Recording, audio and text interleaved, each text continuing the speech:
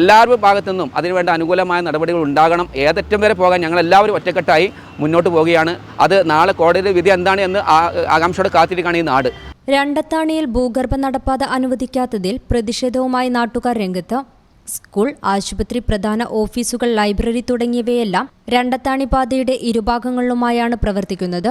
6 വരിപ്പാത നവീകരണ പ്രവൃത്തികൾ നടക്കുന്നതിനാൽ ഇരുവശങ്ങളിലേക്കും കടക്കാൻ കിലോമീറ്ററുകളോളം ചുറ്റേണ്ട അവസ്ഥയാണ്. തൊട്ടടുത്ത പ്രദേശമായ വാര്യത്താണ് നിലവിൽ അടിപ്പാതയുള്ളത്. ഇതിനിടെ 3 മാസത്തെ സ്റ്റേ പൂർത്തിയായതിനു പിന്നാലെ ദേശീയപാത അതോറിറ്റി നിർമ്മാണം പുനരാരംഭിക്കുകയായിരുന്നു. പ്രദേശവാസികളുടെ ബുദ്ധിമുട്ടുകളും കണക്കുകളും വസ്തുതകളും നിരത്തി ബോധ്യപ്പെടുത്തിയിട്ടും തീരുമാനമാകാത്തതിൽ പ്രതിഷേധിച്ചാണ് നാട്ടുകാർ വീണ്ടും സമരമുഖത്തെത്തിയത്. നമ്മളിപ്പോൾ ഒരു വഴിന് വേണ്ടിയിട്ടാണ് ഇത്രയും കാലം നമ്മളിതിന് മുന്നോട്ട് പോയിട്ടുള്ളത്. അപ്പോൾ നമ്മളെ ഈ വിഷയമായിട്ട് കോടതിയിൽ കേസിലാണ്. നാളെ ഒരു അന്തിമ റിപ്പോർട്ട് ഉണ്ടാവുമെന്നാണ് വിചാരിക്കുന്നത്.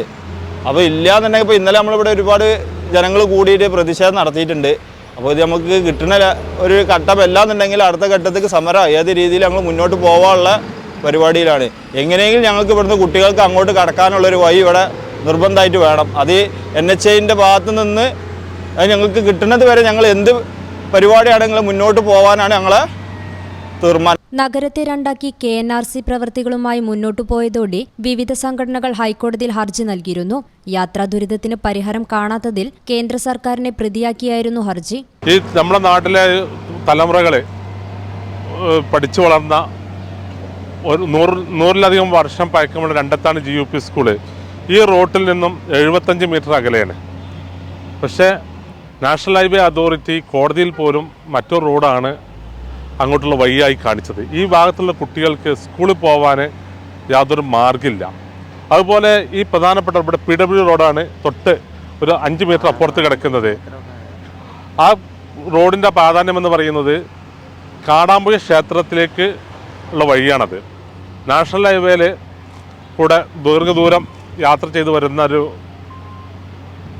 വിശ്വാസിയെ സംബന്ധിച്ചിടത്തോളം കാടാമ്പുഴ ക്ഷേത്രത്തിലേക്ക് കടന്നു പോകാൻ ഏറ്റവും എളുപ്പമുള്ള ഒരു വഴി, അതും PW റോഡ് കാടാമ്പുഴയിൽ ഏറ്റവും നല്ല സൗകര്യത്തോടു കൂടി ആ PWD റോഡിന് പോലും ഒരു എൻട്രൻസ് കൊടുക്കാതെ, അതുപോലെ ഈ നാട്ടിലെ ജനങ്ങളുടെ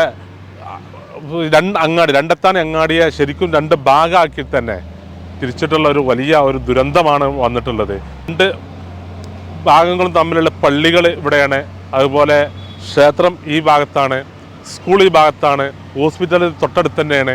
ഇതൊക്കെ ജനങ്ങൾക്ക് ഉപകാരപ്പെടുന്ന രൂപത്തിൽ ആവണമെന്നുണ്ടെങ്കിൽ ഈ ഒരു വഴി അത്യാവശ്യമാണ് എന്ന കാര്യം അധികാരികളോട് വളരെ വിനയപൂർവ്വം അപേക്ഷിക്കാൻ.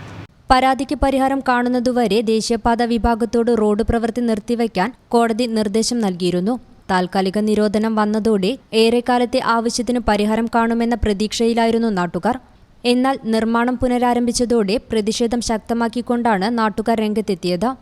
പക്ഷേ ഇപ്പോൾ ആ നടപ്പാത അടച്ചു, അതിലൂടെ പോകുന്ന ആളുകൾക്ക് സഞ്ചാര സ്വാതന്ത്ര്യം നഷ്ടപ്പെടുകയും ചെയ്യും. അതോടൊപ്പം അത് ഇവർ ഏറ്റവും വലിയ ദ്രോഹം ചെയ്തതെന്ന് വെച്ചാൽ ഇതിലൂടെ ഈ പ്രദേശത്തുള്ള 2 കിലോമീറ്ററോളം വരുന്ന സ്ഥലത്തുള്ള ഡ്രെയിനേജ് വെള്ളങ്ങൾ ആളുകൾ ഉപയോഗപ്പെടുന്ന റോഡിലേക്ക് തിരിച്ചു വിട്ടുകൊണ്ട് അതൊരു പ്രയാസം ഉണ്ടാക്കിയിട്ടുണ്ട്.